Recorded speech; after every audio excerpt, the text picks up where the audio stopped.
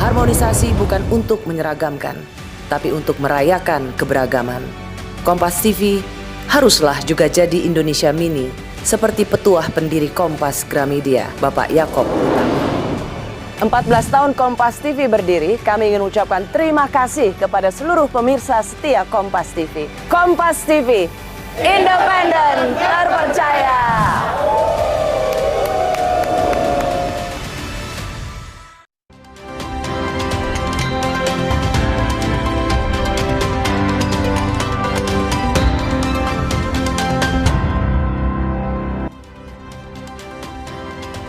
Tiga orang tewas dan 158 orang di Denpasar dievakuasi akibat banjir bandang di Bali.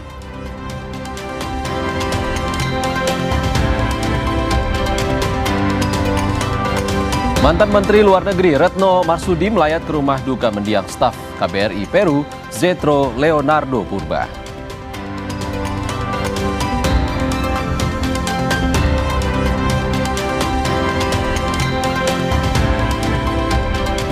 Sehari usai bicara soal restoratif justice dengan Wakapolri, Menteri Koordinator Bidang Hukum, HAM, Imigrasi, dan Pemasyarakatan Yusril Ihza Mahendra menemui tahanan terkait demo ricuh, termasuk Direktur Eksekutif Lokataru Foundation, Del Pedro Marhaen.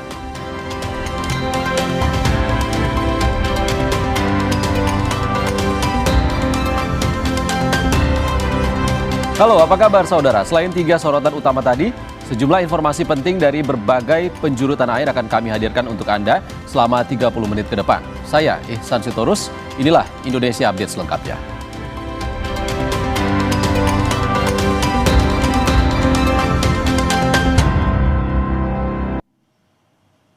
Kita ke informasi pertama, banjir bandang melanda sejumlah titik di Bali. Titik terparah berada di kota Denpasar. Di samping jebol, Video amatir merekam saat sebuah ruko di Jalan Hasanuddin yang berdiri di bantaran Sungai Badung roboh tergerus derasnya arus sungai pada Rabu pagi. Akibatnya 2 orang tewas dan 3 lainnya hilang. Selain rumah sekaligus toko kain itu, ada 4 ruko lainnya yang juga ambruk.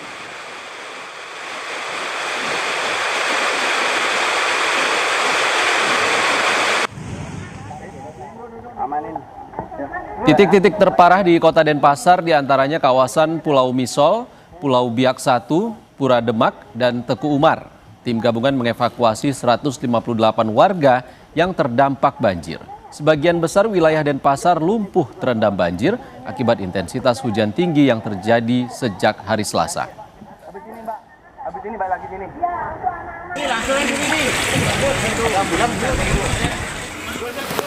Situasi terkini 2 mobil. Selain Denpasar, banjir juga melanda sejumlah titik di Kabupaten Gianyar. Banjir menghanyutkan kendaraan, ternak, dan merendam permukiman warga. Titik terparah banjir di Kabupaten Gianyar ada di Kecamatan Sukawati, Kecamatan Belah Batuh, dan Kecamatan Gianyar. Masih sangat besar di depan Pasaka, jalan akses dari Batu Bulan menuju Denpasar. Ditutup. Sementara di Kabupaten Jembrana, ratusan rumah warga di Desa Pengambengan terendam banjir. Satu warga bernama Nita Kumalasari meninggal terseret arus banjir saat hendak pulang. Sementara suaminya berhasil diselamatkan.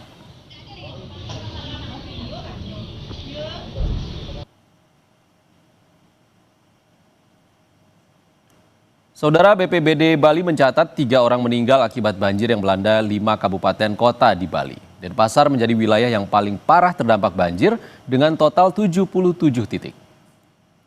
Ya, sayangnya ada korban jiwa sebanyak 2 orang di Denpasar dan 1 orang di Kabupaten Gianyar.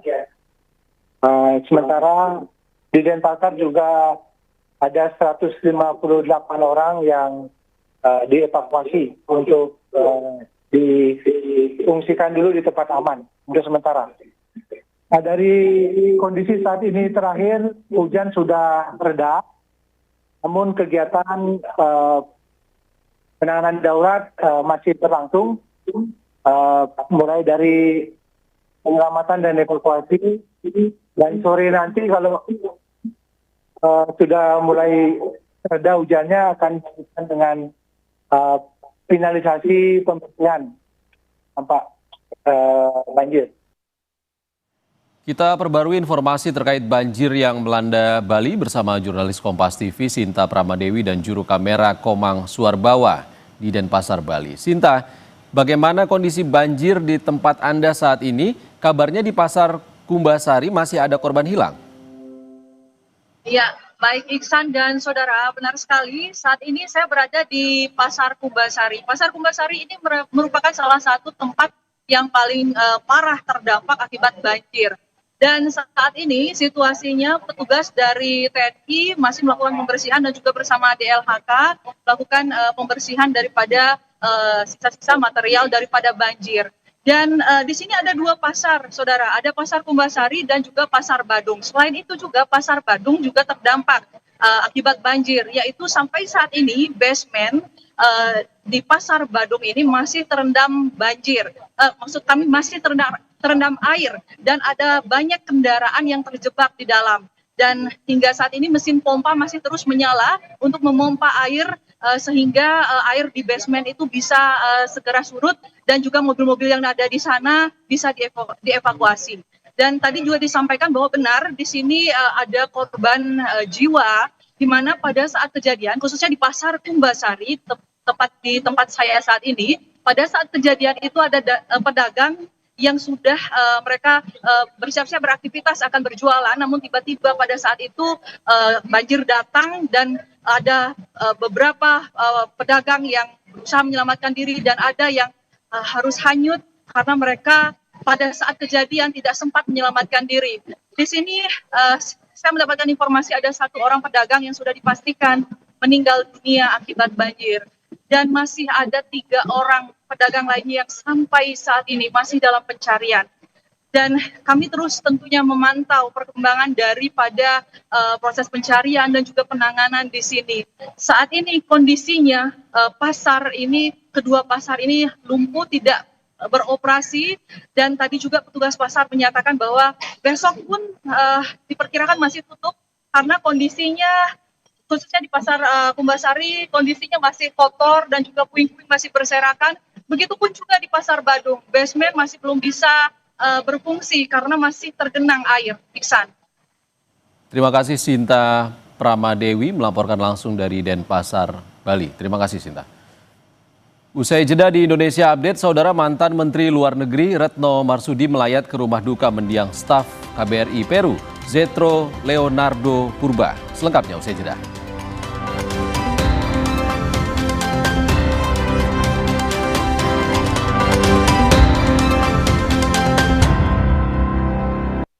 Orang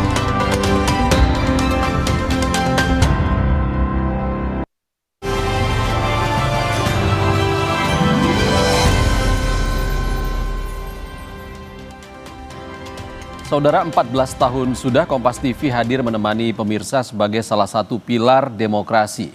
Kompas TV berharap di usia ke-14 tahun tetap menjadi sumber informasi yang independen terpercaya. Dikasihnya ke perwakilannya disebutin Bang, orangnya. Redaksi Kompas TV selalu berupaya menghadirkan berita yang akurat untuk mengisi ruang informasi masyarakat Indonesia. Ulang tahun yang mengusung tema Harmonesia, Kompas TV menegaskan komitmennya untuk menjaga keselarasan dan menghormati perbedaan pendapat di tengah gejolak nasional dan dunia.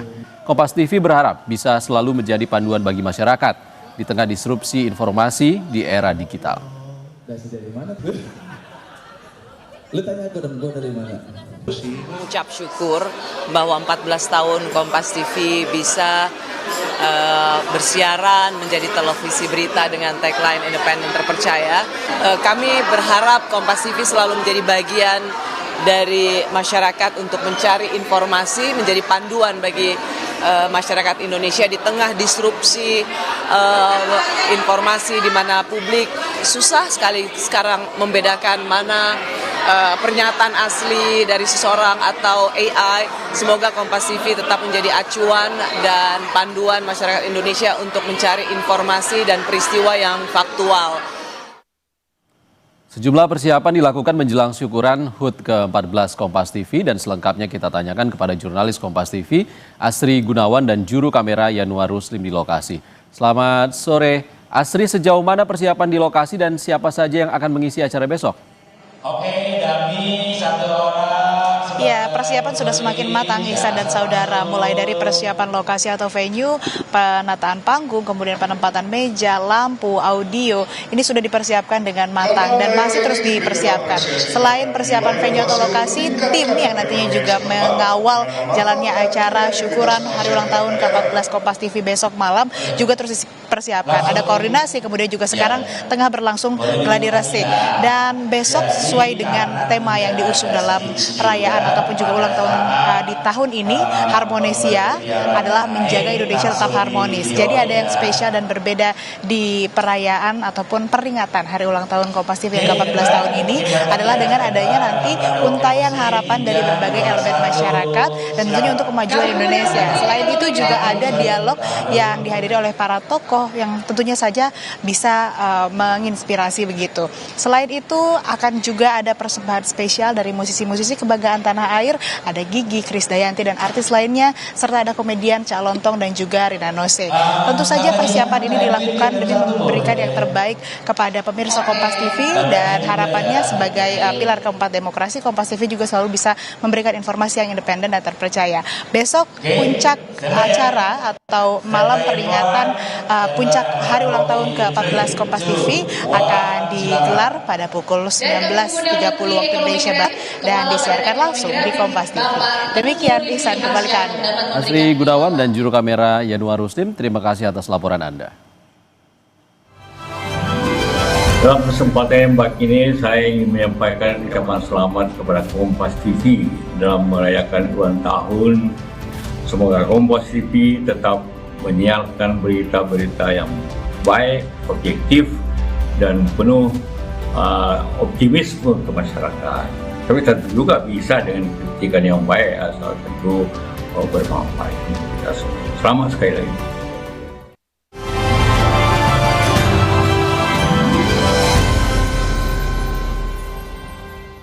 Beralih ke informasi soal penembakan staf KBRI di Peru, Saudara. Mantan Menteri Luar Negeri Retno Marsudi melayat ke rumah duka Sentosa di Senen, Jakarta Pusat pada Rabu pagi. Retno berbagi cerita pengalaman kerjanya dengan Zetro Leonardo Purba semasa menjadi duta besar. Retno bercerita sering berinteraksi dengan almarhum Zetro saat menjadi duta besar Indonesia untuk Belanda, bahkan masih berkomunikasi saat Zetro akan pindah tugas ke Peru. Setibanya di rumah duka, Retno menyampaikan duka cita kepada keluarga mendiang Zetro. Zetro Leonardo Purba tewas ditembak di sekitar apartemennya di Lima, Peru, Senin malam 1 September waktu setempat. Tentunya kita berduka cita yang sangat dalam dan mendoakan Zetro, kepergian Zetro. Jadi saya dan almarhum pernah satu pos di Belanda waktu saya menjadi duta besar di Belanda dan almarhum penempatan pertama di Belanda. Jadi saya mengenal dengan sangat dekat almarhum Zetro. Selain teman kerja, dia juga teman. Kalau siang kita makan bareng dan sebagainya. Dan pada saat kejadian itu terjadi, tentunya kita semuanya kaget. Saya langsung melakukan komunikasi dengan Pak Dubes mengenai kejadian dan sebagainya, tetapi kita tidak pernah tahu jalan hidup kita. Dia sudah pergi, kita doakan semoga dia diberi tempat yang baik di sisi Tuhan. Tetaplah di Indonesia Update, Saudara. Kami segera kembali dengan kabar soal kontras bersama sejumlah aktivis HAM menemui pendemo yang ditahan di Polda Metro Jaya. Mereka protes penahanan Direktur Lokataru dan aktivis lain buntut demo.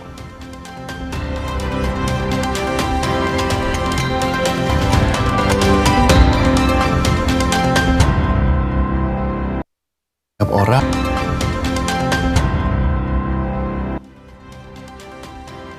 Kita tiba di paruh akhir Indonesia Update, Saudara. Komisi untuk Orang Hilang dan korban tindak kekerasan atau Kontras mengunjungi Polda Metro Jaya untuk bertemu sejumlah pendemo yang masih ditahan seusai demonstrasi akhir Agustus hingga awal September lalu. Kunjungan Kontras dilakukan bersama sejumlah aktivis HAM lainnya. Kunjungan ini juga merupakan respons penangkapan penyidik Polda Metro Jaya terhadap Direktur Lokataru, Del Pedro Marhaen, dan menurut Kontras, tuduhan penghasutan pada sejumlah aktivis adalah tuduhan yang berpotensi merusak partisipasi anak muda dalam terwujudnya partisipasi publik yang baik.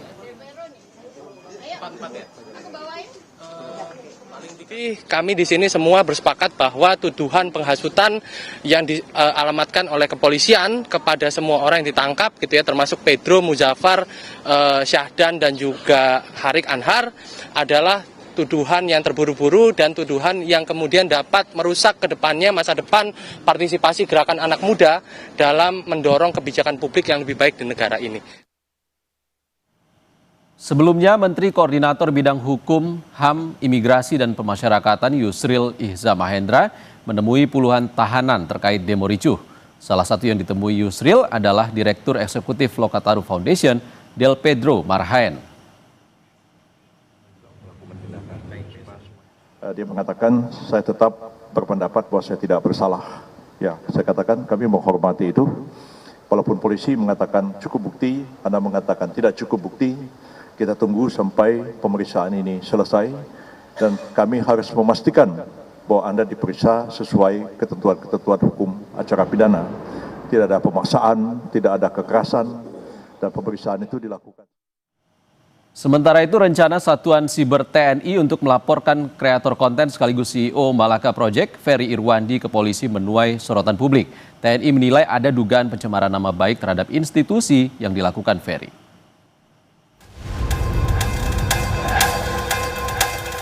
Kreator konten sekaligus CEO Malaka Project, Ferry Irwandi, terancam terjerat hukum. Senin lalu, Dansa Siber TNI bersama sejumlah perwira tinggi TNI lainnya datang ke Polda Metro Jaya untuk melakukan konsultasi dugaan tindak pidana yang dilakukan Ferry. Wakil Direktur Reserse Siber Polda Metro Jaya menjelaskan, dugaan tindak pidana yang dikonsultasikan adalah dugaan pencemaran nama baik terhadap institusi. Namun lebih lanjut, Polda Metro Jaya menyebut pelaporan kasus pencemaran nama baik tidak bisa dilakukan oleh institusi, melainkan oleh pribadi. Hasil dari patroli siber terdapat kami temukan beberapa fakta dugaan tindak pidana yang dilakukan oleh saudara Ferry Irwandi, sehingga atas dugaan tindak pidana tersebut kami akan melakukan langkah-langkah hukum. Institusi kan nggak bisa melaporkan, harus pribadi kalau pencemaran nama baik. Kalau hasil koordinasi kemarin, Pak, tindak pidana yang diadukan oleh pihak lain itu apa sih Pak sebetulnya? Kan itu Pak kalau tindak pidana yang Irwandi ya, pencemaran nama baik, ya. Terkait langkah konsultasi dan Siber TNI ke Polda Metro Jaya, Menteri Pertahanan sekaligus Menko Polkam ad interim Syafri Syamsuddin menegaskan, urusan tersebut sepenuhnya menjadi kewenangan Panglima TNI. Ya, itu operasional. Silahkan ke Panglima TNI yang menangani operasional. Kalau yang berkaitan dengan kebijakan nasional, boleh tanya sama saya. Oke? Saya nonton di televisi, tapi saya serahkan kewenangan itu kepada Panglima TNI. Kita mempunyai strata pendelegasian wewenang. Menanggapi tudingan tindak pidana yang ditujukan kepadanya, dalam saluran YouTube-nya, Ferry mengaku siap menghadapi proses hukum jika ia dilaporkan. Dan kalau misalnya tindakan ini dianggap bikin saya takut, khawatir, cemas, tidak Pak. Saya akan jalani, saya nggak akan play victim, rengek-rengek, tidak. Gitu. Kalau memang mau diproses hukum, ya ini kan negara hukum, kita jalani bersama gitu. Belum diungkap secara detail apa perkara pencemaran nama baik yang dimaksud oleh sejumlah perwira TNI.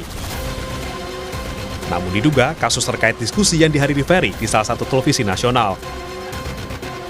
Ferry menunjukkan cuplikan video yang dinarasikan Intel TNI ditangkap polisi karena ikut merusuh. Tim Liputan, Kompas TV. Kami tutup Indonesia Update edisi kali ini, saudara. Saya Ihsan Sitorus pamit. Sehat selalu.